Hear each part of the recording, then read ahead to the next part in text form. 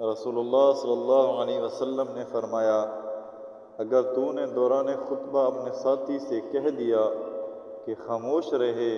تو نے لغو اور بیہودہ حرکت کی۔ ایک دوسری حدیث میں حضرت ابو ہریرہ رضی اللہ تعالی عنہ سے مروی ہے کہ رسول اللہ صلی اللہ علیہ وسلم نے ارشاد فرمایا کہ جس نے وضو کیا اور اچھی طرح وضو کیا، پھر جمعہ میں حاضر ہوا اور کان لگا کر خطبہ سنا اور خاموش رہا،